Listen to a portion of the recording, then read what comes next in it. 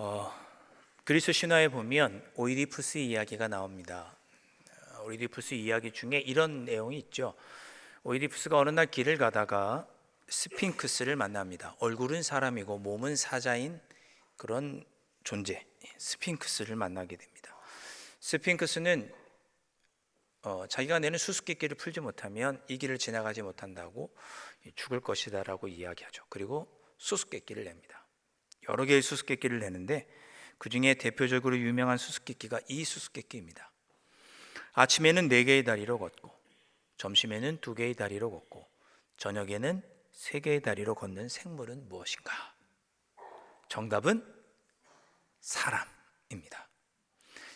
이 질문은 사람의 일생이 어떠한지를 아주 잘 표현한 것이죠. 어려서는 갓난아기 때는 기어다니며 4다리로 걷다가, 커서는 장성에서는 2다리로 걷다가, 또 나이가 들어서는 지팡이를 짚고 3다리로 걷게 됩니다. 탈무드도 사람의 인생을 표현을 했는데 동물에 비유했습니다. 1살 때는 임금님 같다 그랬습니다. 울기만 하면 다 떠받들어주고 시키는 것은 다 하니까 1살은 임금님이다. 2살은 돼지다 그랬습니다. 잘 먹고 걸음걸이를 시작하면서부터 온몸이 더러워지기 시작하니까 돼지와 같다 그렇게 표현했고요. 10살 때는 염소와 같다 그랬습니다. 잘 웃고 잘 뛰어다니고 잘 넘어지고, 우리 무릎에 있는 지금까지 있는 상처는 다 이때 생긴 상처입니다. 18살은 말과 같다 그랬습니다. 자기 힘을 뽐내고 싶어하고 가장 혈기왕성한 때 18살.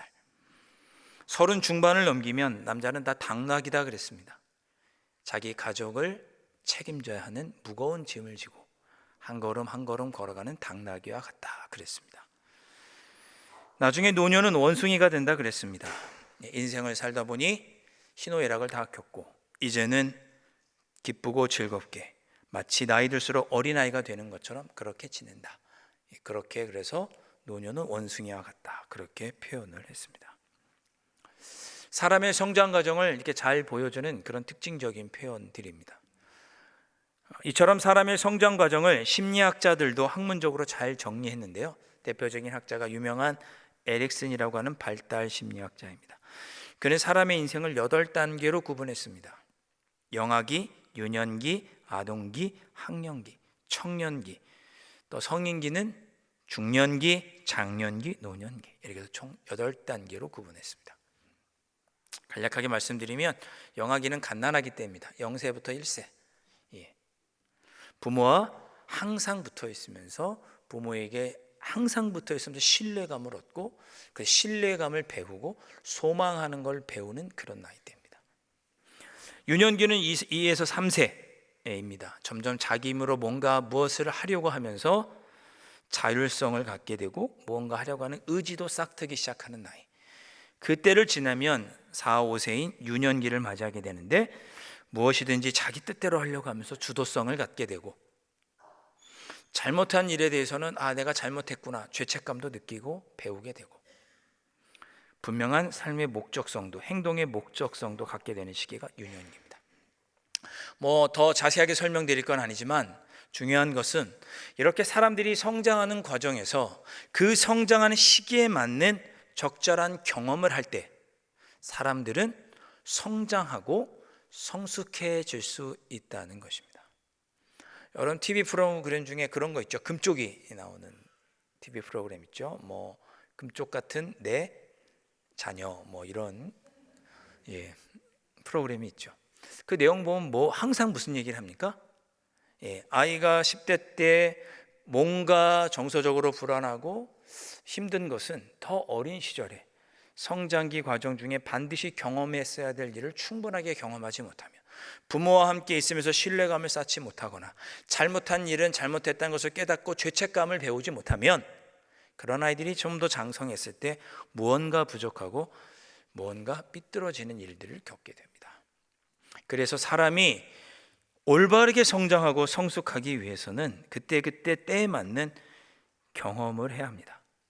그런 성장 과정에 적합한 경험을 할 때 사람은 신뢰감도 배우게 되고 소망할 줄도 알게 되고 자율성도 얻게 되고 의지도 갖게 되고 죄책감도 갖게 되고 때로는 좌절감을 통해서 배우기도 하고 무력감과 또 충성, 친밀감 등을 배우면서 온전한 인간으로 성숙하게 됩니다. 자, 그런데 신앙생활도 모든 것들이 필요한 그 어떤 적절한 순간에 적절한 경험과 적절한 마음이 있지 않으면 우리의 신앙도 성숙할 수 없습니다.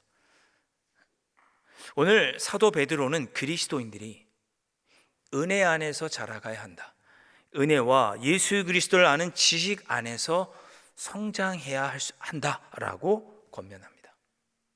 그러니까 우리가 올바르게 성숙한 신앙인이 되기 위해서는, 건강한 신앙인이 되기 위해서는 은혜 안에서 예수 그리스도를 아는 지식 안에서 우리가 살아갈 때 우리가 성숙한 그리스도인이 될 수 있다, 그런 것이죠. 여러분 잘 아시는 것처럼 베드로후서는 사도 베드로가 소아시아, 지금의 튀르키예 지역에 있는 교회들을 향해서 쓴 편지입니다. 사도 베드로가 로마에 머물면서 소식을 듣자 하니 튀르키예 지역, 소아시아 지역에 있는 교회들이 어려움을 겪고 있다는 것입니다. 어떤 것들로 어려움을 겪느냐? 교회 안에 쾌락주의, 사회의 쾌락주의가 팽배하고 예수 그리스도의 재림을 부정하는 사람들이, 믿지 않는 자들이 교회 안에 들어와서 성도들을 힘들게 하고, 심지어 성경을 자기 마음대로 해석하고 자기 좋은 대로 해석하는 사람들 때문에 그런 사람들이 교회 안에 들어와서 거짓 교사들로 사람들로 가르치니 교회가 많이 힘들고 어렵고 성도들이 믿음에 낭망하게 되는 일이 있다는 것을 듣게 됩니다. 그들을 권면하고 믿음에 올바로 살아가도록 할 필요성을 느껴서 쓴 편지가 베드로 전서와 후서입니다. 오늘 말씀은 그 중에서도 베드로 후서의 가장 마지막 부분으로서 베드로 후서의 내용을 세 가지로 아주 잘 요약해 놓은 말씀이 오늘 함께 읽었던 본문입니다. 자, 사도 베드로는 오늘 본문에서 중요한 내용 세 가지를 요약해서 권면을 하는데, 첫 번째는 13절과 14절 말씀입니다. 우리가 14절부터 읽었지만 13절 말씀부터 제가 읽어보겠습니다. 우리는 그의 약속대로 의가 있는 곳인 새 하늘과 새 땅을 바라보도다. 그러므로 사랑하는 자들아, 너희가 이것을 바라보나니 주 앞에서 점도 없고 흠도 없이 평강 가운데서 나타나기를 힘쓰라. 아멘. 이렇게 권면합니다. 그러니까 13절 말씀대로 하면 주님께서 재림하실 것이 분명하니 주님께서 반드시 재림하셔서 우리에게 새하늘과 새 땅을 보여주시고 들어가게 하실 것이니 그것을 바라보고 주님 앞에서 점도 없고 흠 없는 경건한 삶을 살아가라고 권면하는 내용이 13절과 14절의 말씀입니다. 주님께서 재림하실 것을 확신하고 주님께서 재림하실 것을 알고 그것을 믿고 그것을 소망하면서 이 땅에서 점도 없고 흠도 없는 경건한 거룩한 삶을 살아가라, 이렇게 권면하고 있습니다. 두 번째로 무엇을 권면하는가? 15절 말씀입니다. 또 우리 주의 오래 참으심이 구원이 될 줄로 여기라. 그러니까 이 주의 오래 참으심이라는 것은 뭐냐면 주님께서 재림하실 것인데 속히 재림하지 않으시고 계속 재림이 지연되니 성도들의 믿음이 흔들리는 거예요. 주님의 재림이 없나? 주님의 재림이 없는 것이 아니라 주님께서 지금 재림을 오래 참고 계신 것이다. 왜냐하면 주님께서 재림을 참으시면서 그 기간 동안 믿지 않는 자들을 구원하기 위해서 재림을 지금 참고 오래 참고 계신 것이다. 그러니 재림이 없다고 생각하지 말고 낙심하지 말아라 라고 권면하는 말씀이 15절의 말씀입니다. 그러니까 주님께서 반드시 오실 것이니까 낙심하지 말아라 라고 권면하는 내용이 15절입니다. 세 번째 뭐라고 권면하는가? 16절과 17절 말씀입니다. 또 그 모든 편지에도 이런 일에 관하여 말하였으되 그 중에 알기 어려운 것이 덜어 있으니 무식한 자들과 굳세지 못한 자들이 다른 성경과 같이 그것도 억지로 풀다가 스스로 멸망에 이르느니라. 17절 그러므로 사랑하는 자들아, 너희가 이것을 미리 알았은즉 무법한 자들의 미혹에 이끌려 너희가 굳센 데서 떨어질까 삼가라. 자, 이게 무슨 말씀인가? 자신의 정욕에 이끌려서 성경을 억지로 자기 멋대로 해석하는 사람들이 있다는 겁니다. 그런 사람들을 17절에서는 무법한 자들이라고 표현했습니다. 그렇게 성경을 자기 멋대로 해석하고 자기 마음대로 사랑하는 사람들에게 미혹되지 마라. 그들의 유혹에 이끌리지 말고 미혹되지 말고 주님의 말씀에 온전히 서서 주님의 말씀대로 경건하게 신앙생활 하라고 권면하는 말씀이 16절과 17절 말씀입니다. 그러니까 사도 베드로가 보기에 소아시아에 있는 교회가 어떤 어려움을 겪고 있느냐, 이단과 거짓 교사들의 유혹에 빠져서 그리스도의 재림에 대한 믿음을 잃어버렸고, 그 믿음을 잃어버렸기 때문에 윤리적으로 타락하고 도덕적으로도 타락한 삶을 살게 되었다라고 사도 베드로는 본 것입니다. 베드로가 보기에 이는 교회와 성도의 삶의 기초부터 흔드는 심각한 위기였습니다. 종말에 대한 신앙, 우리 주님이 다시 올 것이라고 하는 신앙이 흔들린다면 이 어두운 세상에서, 유혹과 핍박과 시련이 가득한 세상에서 성도들은 믿음에 승리할 수 없고 넘어질 수밖에 없다고 베드로는 보았습니다. 그래서 소아시아의 교회와 성도들에게 주님께서 분명히 다시 오실 것이니, 주님께서 다시 오실 것이라는 확신을 갖고 영적으로 성장하고 성숙해지기를 간절히 소망했습니다. 오늘 읽지는 않았지만 베드로후서 3장 8절부터 10절의 말씀을 제가 읽어보겠습니다. 사랑하는 자들아, 주께는 하루가 1000년 같고 1000년이 하루 같다는 이 한 가지를 잊지 말라. 주의 약속은 어떤 이들이 더디다고 생각하는 것 같이 더딘 것이 아니라 오직 주께서는 너희를 대하여 오래 참으사 아무도 멸망하지 아니하고 다 회개하게 이르기를 원하시느니라. 그러나 주의 날이 도둑같이 오리니 그 날에는 하늘이 큰 소리로 떠나가고 물질이 뜨거운 물에 풀어지고 땅과 그 중에 있는 모든 일이 드러나리로다. 아멘. 주님의 재림이 반드시 있을 거라는 겁니다. 여러분 잊지 마십시오. 지금 잠시 주님께서 믿지 않는 자들을 더 많이 구원하시기 위해 재림을 참고 계실 뿐이시지 재림은 반드시 있습니다. 주님은 반드시 다시 오십니다. 주님이 반드시 다시 오실 것이라고 하는 믿음이 없으면 우리의 신앙생활이 곁길로 가기 쉽고, 심판이 있을 것을 잊어버리면, 심판이 있다는 것을 잊어버리고 마치 심판이 없을 것으로 살면 윤리적으로나 도덕적으로 하나님 앞에서 타락할 수밖에 없다는 것입니다. 그래서 재림을 확실히 믿고 그 믿음 안에 서라고 권면하고, 마지막으로 18절 말씀에 이렇게 격려합니다. 오직 우리 주 곧 구주 예수 그리스도의 은혜와 그를 아는 지식에서 자라가라. 영광이 이제와 영원한 날까지 그에게 있을지어다. 아멘. 18절 말씀 마지막 말씀에서 은혜와 그를 아는 지식에서 자라가라 이렇게 권면하고 있습니다. 여러분, 제가 여러 번 말씀드렸는데 은혜가 뭘까요? 은혜가 무엇입니까? 은혜는 하나님을 알고 하나님 안에서 나를 아는 것이 은혜입니다. 여러분 잊지 마십시오. 우리 흔히 은혜 받았다라는 표현을 쓸 때가 언제입니까?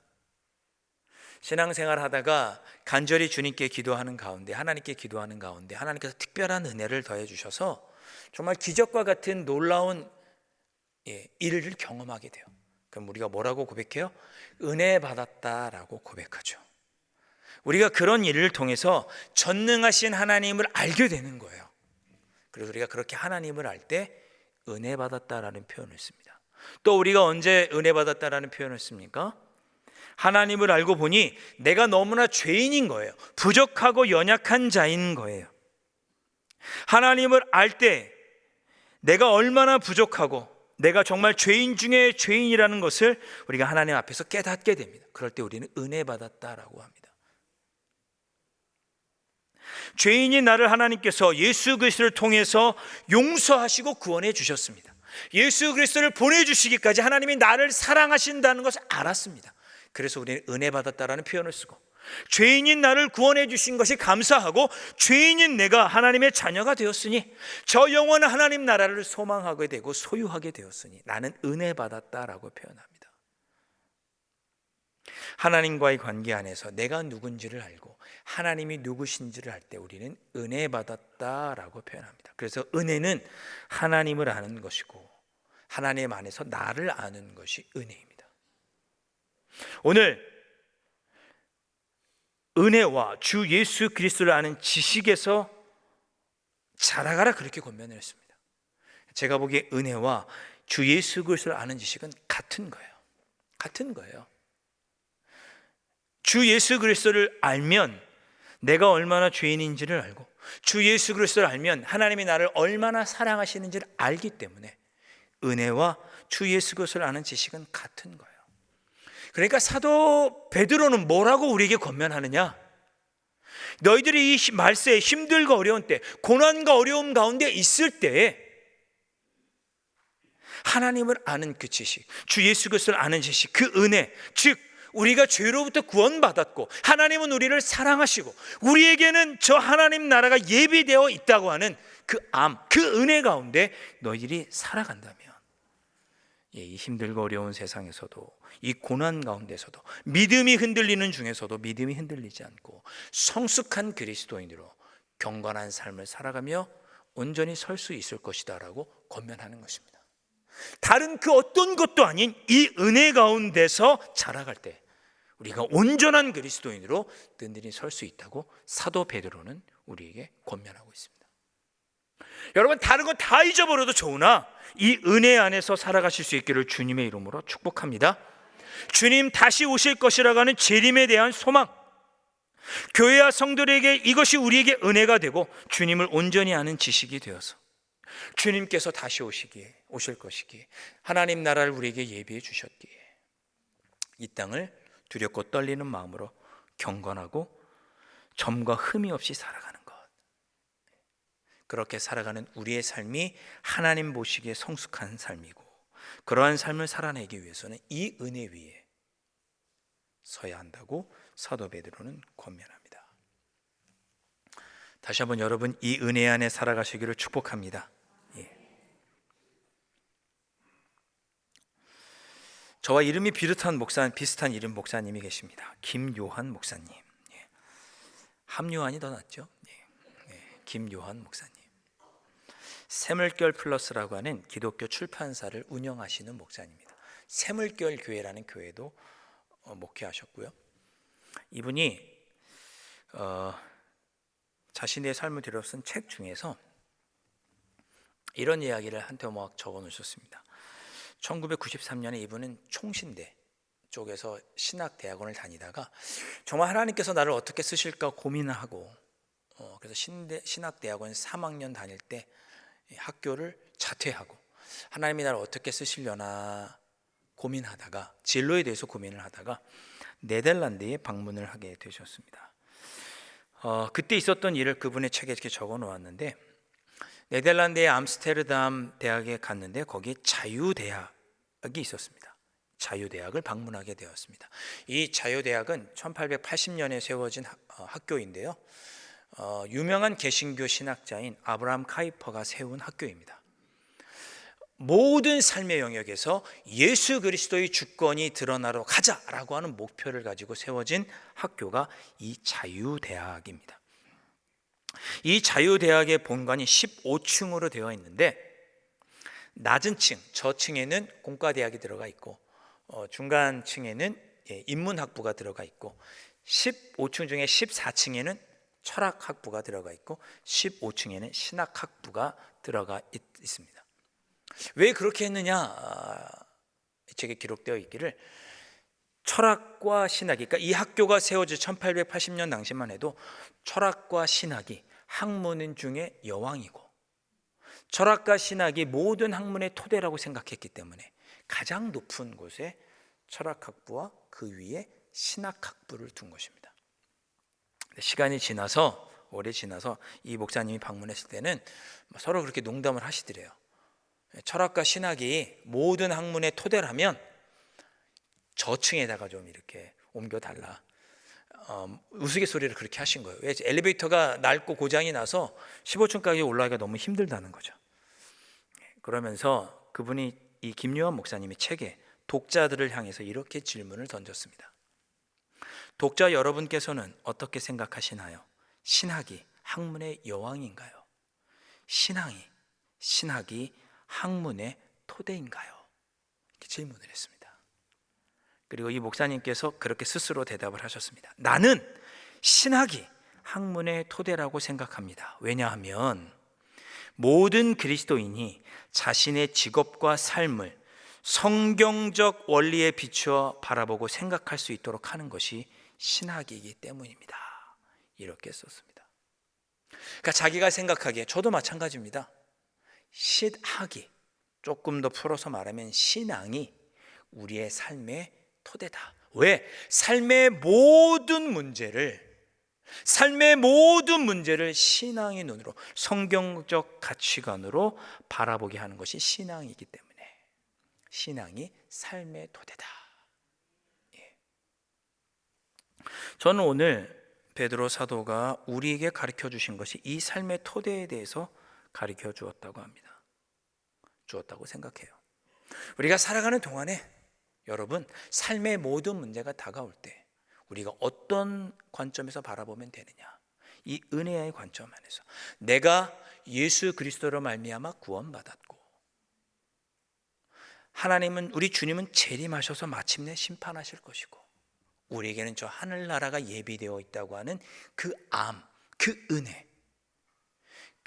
은혜로 우리의 삶의 모든 문제를 바라보라는 거죠. 그 은혜가 우리의 삶의 토대다. 그 토대 안에서 자랄 때 우리의 신앙이 경건하고 올바를 수 있다고 사도 베드로는 권면하는 것입니다.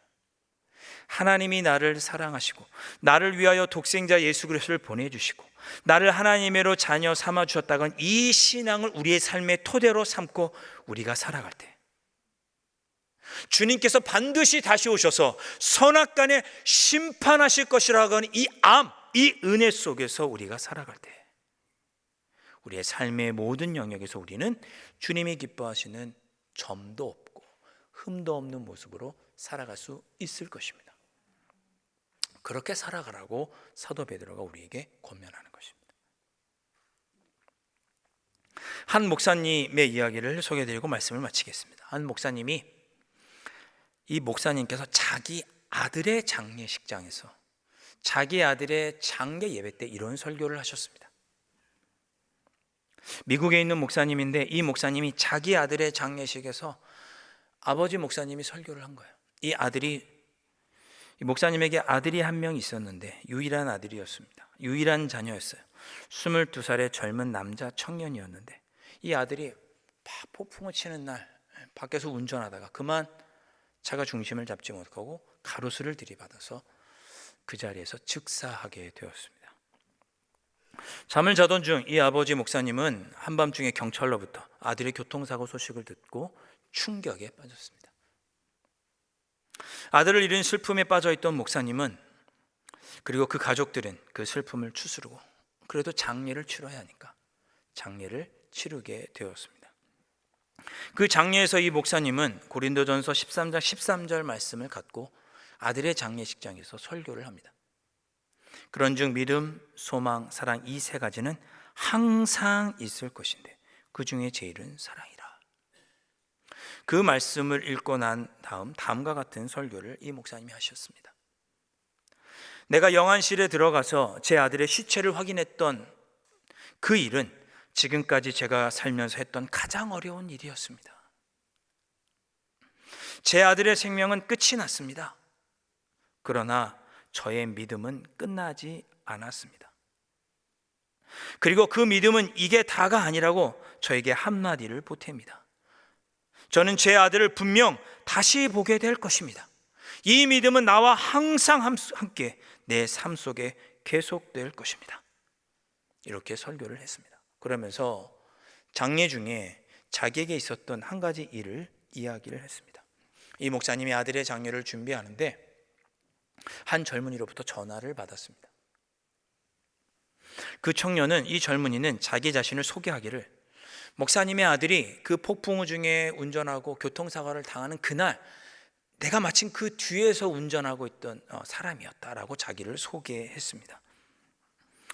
이 젊은이는 말하기를 사고가 나자마자 그는 곧바로 그 아들의 차로 달려가서 아들의 맥박을 짚었지만 이미 숨을 거둔 상태였습니다.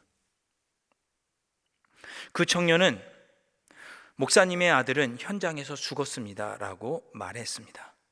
그리고 이어서 말하기를 목사님, 저는 곧바로 경찰서에 연락을 했고 경찰이 도착할 때까지 기다렸습니다.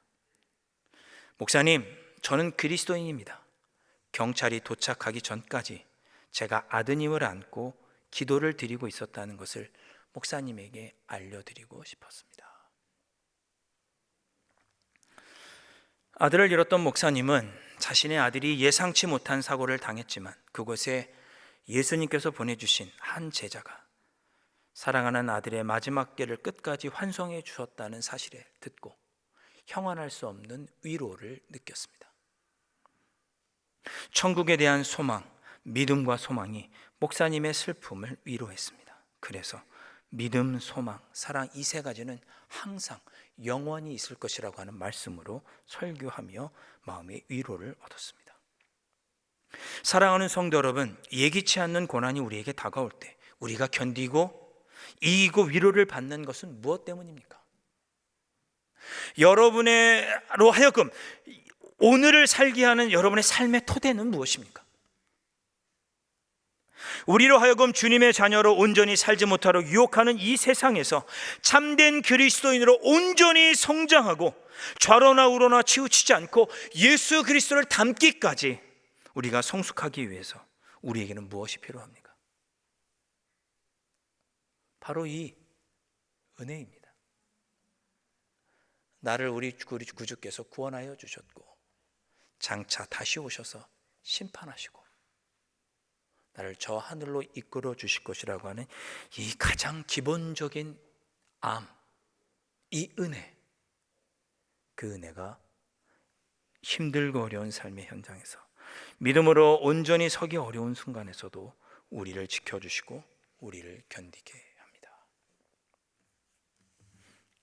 오늘도 전능하신 하나님께서 내 삶을 섭리하시고 선한 길로 인도하고 계심을 아는 은혜, 언젠가 주님이 오셔서 이 세상을 선악간에 심판하실 것이라는 것을 아는 은혜, 주님이 재림하시면 내가 반드시 저 하늘나라에 들어가게 될 것이라는 분명한 믿음과 소망, 이